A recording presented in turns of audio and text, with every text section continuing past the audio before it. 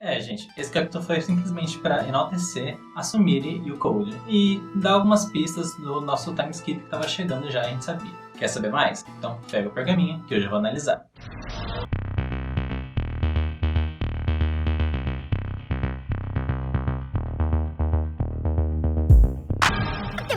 E aí, gente, como é que vocês estão? Eu sou o Rafa, editor de Naruto, e no vídeo de hoje a gente vai fazer a análise do capítulo 56 de Boruto. E é um capítulo que, já adiantando pra vocês, eu achei um pouco morno, porque ele não é ruim, porque ele traz bastante coisa interessante, mas nada acontece feijoada, sabe? Vamos ver, né, o que vai acontecer. Basicamente, esse capítulo foi pra falar um pouquinho da Sumire, né, dar um destaque pra ela que a coitada tava merecendo. Apesar disso, os outros deram uma sumida, né? Sumidão! E pro Cold também. O Cold foi hiper enaltecido nesse mangá, nesse capítulo. E a gente descobriu algumas outras coisas, como a gente descobriu um pouquinho do Boro, um pouquinho do Jigen, até um pouquinho do Amado e tudo mais. Eu realmente achei algumas coisas bem interessantes, mas nada que me empolgasse muito. Inclusive uma coisa me deixou bem chateado, eu vou falar depois pra vocês, tá? Eu tô tentando um formato novo de vídeo, porque eu realmente tava um pouquinho incomodado com aquele formato. Eu também mexo muitas mãos, né? Assim, uma tentativa de eu mexer um pouquinho menos. Eu sei que tava incomodando bastante gente. E eu espero que vocês gostem desse estilo. E falando em gostar, se você gostar das minhas análises, já deixa o like aqui embaixo. Se você quiser assistir a primeira análise, né, e opinar depois, beleza, tipo, assiste e depois você fala se você gostou ou não. Deixe nos comentários o que você acha do capítulo também. Se você concordar ou discordar de alguma coisa, deixa aí embaixo. A gente pode conversar, beleza? E falando um pouquinho do meu visual hoje, é porque tá muito calor, tá muito quente aqui. E com essas luzes, sem poder ligar o ventilador e tudo mais, não tá fácil. Mas então, sem mais enrolação, bora pro vídeo. Aqui a gente pode começar a análise pela capa. A gente pode ver quem tá na capa, apesar do título, é a Sumire. Porque, basicamente, ela vai ser super enaltecida. O Amado vai falar dela, o Katasuki vai falar dela, o Kawaki vai falar dela. E o título do capítulo é Cold. E o Cold também vai ser super enaltecido. Então, a capa é só pra mostrar de quem que é o capítulo. E na capa a gente pode ver a Sumire de um jeito que eu pessoalmente me incomodo bastante. Pela forma que ela foi desenhada. É o mesmo caso da Sarada em várias vezes no mangá. Hipersexualizando demais as crianças e tipo, cara, com isso eu fico incomodado, sabe, com o Ikemoto. Os traços dele, o que mais me incomoda é essa questão da sexualização. Ele tá melhorando aos poucos, mas ainda tem muito o que fazer, porque tá difícil, hein? Mas tirando essa sexualização da Sumire, a gente pode ver alguns detalhes nessa capa. Como, por exemplo, a predominância da cor rosa, alguns florais e tudo mais. Isso para dar um ar mais delicado e tudo mais, que é uma coisa da Sumire mesmo, ela é uma pessoa bem delicada. A gente pode ver também a expressão dela, né, que ela tá demonstrando um ar mais preocupado, que é realmente o que ela vai passar durante o capítulo. Não tem muito o que comentar sobre essa capa, eu não lembro de nenhuma referência em relação a ela. Se você lembrar, deixa aí nos comentários que a gente pode conversar e quem sabe eu trago um próximo vídeo pra falar. E o capítulo começa com ambientação em Konoha e o Boruto tá sendo entrevistado, porque ele virou um popstar, né? Desde a luta com o Ishiki. E o apresentador, assim como o público, tá especulando muito em relação ao Karma. Sobre o que é aquela marca, o que vai acontecer, o que é aquela técnica. Tá todo mundo realmente muito impressionado. Nossa! Uau! E o Boruto tá bem incomodado com isso. E por um lado eu entendo os dois, né? Eu entendo o que é ser fã e o que é querer saber mais. E ao mesmo tempo eu entendo o lado do Boruto porque ele tá perdendo privacidade. Ele acaba sendo reduzido a uma coisa, a um feito, a uma técnica. Eu entendo que pode ser um pouquinho desconfortável, sabe? Depois a gente tem o começo da exaltação da Sumire, né? Que o Amado tá lá revisando o Kawaki, que ele acabou de refazer o braço dele, né? Inclusive é uma coisa muito interessante, porque a gente não viu o processo, mas a gente sabe que o Amado realmente cumpriu com a palavra dele. O Ishiki morreu e ele aparentemente tá tudo bem, mas eu ainda não confio nele, eu ainda acho que ele vai virar a casaca, mas pelo menos ele recuperou o braço do Kawaki. E na cena, assim como eu tava, o Katasuki também tá super animado, super empolgado, super curioso. E nessa cena a gente descobre um pouquinho como é o processo da criação do Amado. Porque o Amado não foi simplesmente criar uma ferramenta ninja científica, como o Katasuki tava pensando. O Amado, ele faz aquela ferramenta, sim, ele usa a ferramenta ninja científica, é disso que o corpo do Kawaki é feito, mas ele faz isso a partir das células do Kawaki. Então, uma engenharia muito mais avançada. Seria meio que uma junção do Katasuki com o Orochimaru, sabe? Então, o Amado realmente está muito interessante e cada vez mais eu acho que ele vai ser o grande vilão. Aí tem a Sumire sendo fofinha, tentando acalmar ele como sempre ríspido, e o Amado pede pra ele ser um pouco mais gentil com ela, né, e tudo mais. Aí começa aquela babação de ovo sobre ela, né? E assim, merecido porque ela realmente é muito esforçada. apesar de não mostrar tanto assim no mangá. Mas o anime tá explorando um pouquinho melhor sobre isso. E esse é o must, né, do anime. E o Kawaki pergunta por que a Sumire tá com o Amado e não Katasuki se ela é assistente do Katasuki. E o Katasuki diz que de bom grado cedeu ela e tudo mais, porque ela pediu, ela estava interessada. O Amado baba o dela, né, fala que ela aprende muito rápido, que ela é muito boa e tudo mais. Isso me leva a tentar entender a questão do porquê ela tá com ele.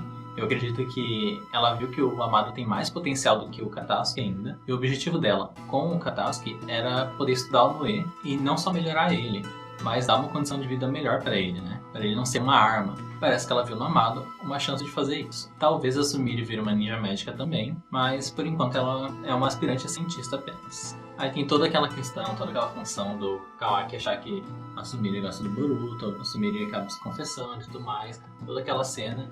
E eu realmente acho que a Sumire vai o Boruto no final, mas daí é assunto para outro vídeo. E o Kawaki, grosso, ríspido, como sempre, ele acaba falando que não importa e tudo mais.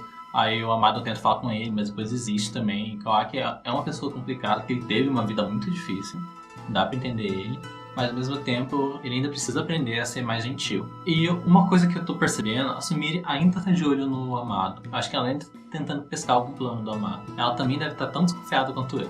Aí logo em seguida a gente tem os amigos do Boruto conversando sobre a entrevista, né? Sobre o Boruto ser uma estrela, o Boruto não poder mais fazer missão. Isso afetar o time também. Isso quer dizer então que a Sarada e o Mitsuki também não vão poder fazer missões. Na hora eu até pensei assim, o Boruto não pode sair da vila e tudo mais. Mas tem o Kawaki, né? O Kawaki foi temporariamente um membro do time 7. E ele poderia substituir o Boruto nas missões. Só que um pouco mais pra frente, o Amado lembra que o Kawaki também é um procurado pela cara. Ele também tá sendo caçado.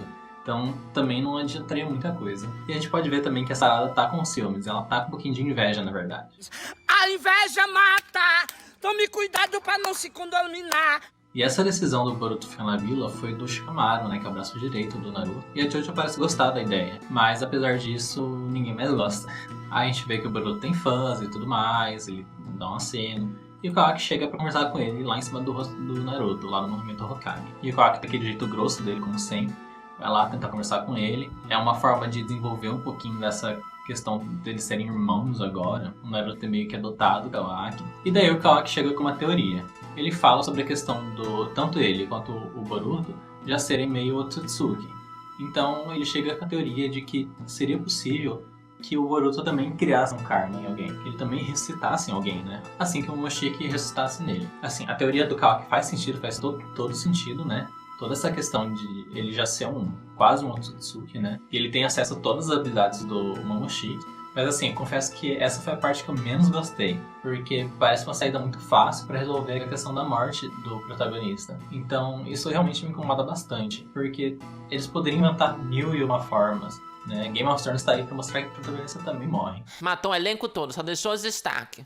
Existem outras formas que me parecem menos preguiçosas do que colocar um karma pra ele reencarnar, sabe? Não é que não faça sentido. O que eu quero dizer é que eu não gosto dessa ideia. Mas, né, assim como vocês, assim como a maioria das pessoas, eu sou só um fã, né? Aí no início o Boruto rejeita a ideia e tudo mais, fala que não vai matar uma pessoa por causa disso e tal. E o Kawaki fala que não vai matar qualquer pessoa, que já tinha alguém em mente. Que seria o Koji, que sobreviveu ao karma também, assim como ele tinha sobrevivido. Só que ele não era apto para receber o Ishiki dentro do corpo dele. E o Kawaki acabou sendo escolhido. E aparentemente a gente viu ele em outros capítulos. Aí em seguida o Koji tá chegando num lugar diferente, lá um lugar que tá nevando, tá frio e tal, né? Se tá nevando, tá frio, né? E o Amado começa a paralelamente explicar sobre o Kawaki, sobre essa questão dele ter sobrevivido o karma, sobre as habilidades do Kawaki. A gente descobre que o Kawaki, apesar de não poder viajar no espaço-tempo, ele tem uma técnica que permite ele viajar, mas é diferente do que o Jigen fazia, do que o Sasuke fazia, do que o Boruto faz, e assim por diante, sabe? Aí o Amado lembra que o Koji é o último membro da cara que ainda resta, né? O último membro interno, eles ainda tem outros externos, mas ele é o último interno, que tá vivo. E ele fala que ele não é em perigo, assim como Boruto, Naruto, Sasuke. São todas pessoas que estão sendo caçadas por ele, né? E principalmente o Kawaki. E o Amado fala que eles têm que dar um fim no Jubi, né? Eles discutem várias formas de acabar com o Jubi e acabam chegando na conclusão em que eles têm que acabar com o Koji primeiro. E a gente descobre que o Koji tem um limitador de poder. Diferente dos outros que o Amado melhorou, o Koji e o Amado teve que dar uma nerfada nele, sabe? porque aparentemente ele era mais poderoso que o Ishiki, do que o Jigen. E eu fiquei um pouquinho confuso quanto a isso, porque o Code seria mais do que um Otsutsuki. Ele fala que ele é especial e tal, e logo a gente viu por que ele é especial, né? O Code vai lá e começa a brigar com os guardas e tal. Ele usa as técnicas dele com aquele cinto, aquela fita, aquele negócio esquisito que ele tem. Ele transforma um deles em garras, assim. Algo muito parecido com o que o Kawaki faz e que a Delta faz também. Só que ele usa no estilo dele, né? Eu tô começando a ficar um pouquinho cansado disso também. Então não me empolga muito essa questão. Querendo ou não, é a mesma habilidade. É a mesma coisa do Naruto usar sempre o Rasengan. Cansa um pouquinho. Por isso que eu não gosto muito do Naruto. Prefiro outros personagens. Aí Kawaki explica um pouquinho do ritual e tudo mais. Coisa que a gente já falou, né, antes. E a gente vê um pouquinho melhor sobre as habilidades do Koji agora. Ele consegue manipular fitas e viajar entre elas, né, no espaço-tempo delas. E ele consegue entrar nessas fitas e aparecer em qualquer lugar. Tanto ele inteiro quanto uma parte dele. Acho você, sim, incoerente. Você está onde te convém, em todos os seus jeitos, falas, andados, posicionamentos e etc. E isso sim eu achei muito interessante. Isso sim é algo que eu me empolguei muito. Porque é uma habilidade nova, é uma forma nova de ver o ninjutsu de espaço-tempo. É um pouquinho limitado, mas ao mesmo tempo muito interessante. Para essa habilidade, aí sim eu fiquei muito empolgado. Aí ele mata os guardas super rapidão e o Amado fala sobre os limitadores e tal, e fala que criou outros vários ciborgues e que eles foram desativados de acordo com a vontade do Jigen. O Boruto fica refletindo a questão dele marcar alguém com karma e tal, mas ele tá mais convencido de fazer isso agora, depois de ter essa conversa com o Kawaki, né? Mas ele ainda se sente um pouquinho estranho e, assim, eu acho que também sentiria. Eu não sei se teria toda essa coragem. Aí o Boruto fala que ele realmente sente que ele é capaz de fazer isso. E o Boruto fala que ele não pode mais depender do pai dele, né? O pai dele perdeu o Kurama e tal, tá mais fraco. E ele não pode depender pra sempre do pai. Então ele tem que ficar mais forte, assim como o Kawaki. Ele chama ele pra treinar. No próximo capítulo, aparentemente, a gente vai ter uma reunião dos Hokage, né? Então a gente vai provavelmente ver a Kurotsushi, o Darui, o Chojuri, o Gaara. Pode ser que dê algo interessante agora, né? E principalmente agora que parece que o Code tá criando uma nova cara, né? A gente descobre também que o Code fazia parte da seita do Boro, né? Que foi onde ele matou os guardas ali. Ele encontra lá um senhor que parece ser um sacerdote e tal. Que fica muito surpreso com ver ele. Mas esse sacerdote também tem medo do Code. Então eles têm uma pequena discussão ali em relação ao Boro, sobre ele estar morto, sobre o Code querer as coisas e tal. E ele pede pra ele levar ele pra um ciborgue que o Boro teria escondido. O velho exige uma recompensa, né? Mas ele vai meio que se cagando, né? E finalmente o Code chega no primeiro membro que parece que ele vai recrutar, que é a Eida. Ela parece interessante. Aparentemente, pelo que o Code disse, ela tem todo o conhecimento do universo, sobre o mundo, desculpa. Ela tem uma aparência um pouco mais velha, apesar de uma roupa mais infantil, que lembra um pouquinho a roupa da Hinata no The Last. Assim, eu tô um pouquinho empolgado com ela, porque eu espero que ela tenha alguma habilidade diferente. Mas, ao mesmo tempo, eu tenho um pé atrás, porque eu tô com medo dela simplesmente manipular os membros dela e transformar aquilo lá em uma arma. E tomara que realmente o Code esteja criando uma nova organização, que ele vá com tudo pra cima das 5 grandes nações, né? E que apareça mais as 5 grandes nações. E que o anime complemente o que tá faltando no mangá, tem muita coisa faltando. E talvez vai ter um time skip agora, né? Logo, pelo menos. Assim, eu tô empolgado com o que pode acontecer, mas ao mesmo tempo tem um pé atrás que não gosto dessa saída que eles escolheram pro Boruto sobreviver. Mas enfim, gente, é isso. É basicamente esse conteúdo do capítulo, é isso que eu acho. Se você discorda da minha opinião, deixa aí embaixo. Se você concorda, deixa aí embaixo também. Vamos conversar, vamos debater, vamos ver o que vocês têm de diferente para acrescentar aqui na análise. Todo comentário é muito bem-vindo, a gente vai conversar. Eu espero que vocês tenham gostado. E se você gostou, deixa o like aí embaixo que isso me ajuda muito, beleza? Então tenham todos um bom dia, uma boa tarde e uma boa noite. Fiquem com Kaguya.